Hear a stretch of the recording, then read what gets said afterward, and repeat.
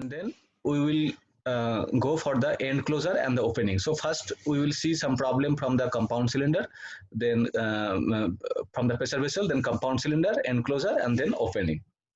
So first we can see one problem, that one seamless steel pipe of 100 millimeter internal diameter is subjected to internal pressure of 12 MPa. It is made of steel of this material. This is the yield strength, and this is the mu, that is Poisson's ratio. The factor of safety is 2.5. Determine the thickness of the pipe. So what are the parameters it is given? It is given the inside diameter is 100 millimeter, inside pressure is given 12 MPa, yield strength is given 230 Newton per millimeter square, that means 230 MPa, factor of safety 2.5, mu 0.27. So this pipe is open end because it has nowhere mentioned that it's closed pipe. So this pipe has open end, and it is made of which kind of material? It is made of ductile material. Then which theory needs to be applied? Based on my previous class, we can use the Bernoulli equation.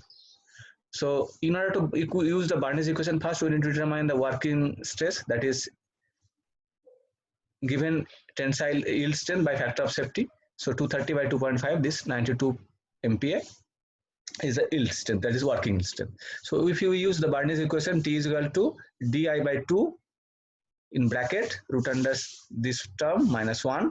So we will get the thickness as 7.2 millimeter, 7.29 millimeter. So if we round off, we have to go for higher because in the lower it will break. So if we need to go for higher, so we can approximate it to 8 millimeter.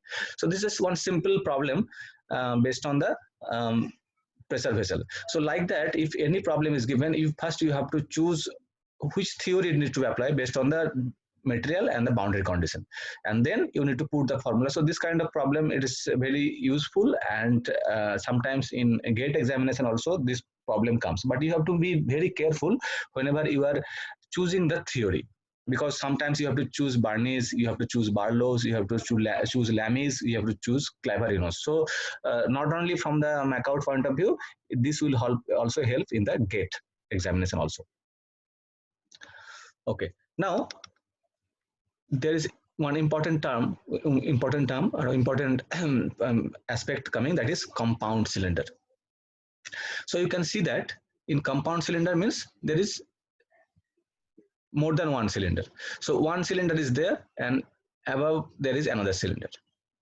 So a compound cylinder consisting of cylinders and jacket. So inner one is called cylinder and outer one is called jacket, because it is covered the inner cylinder.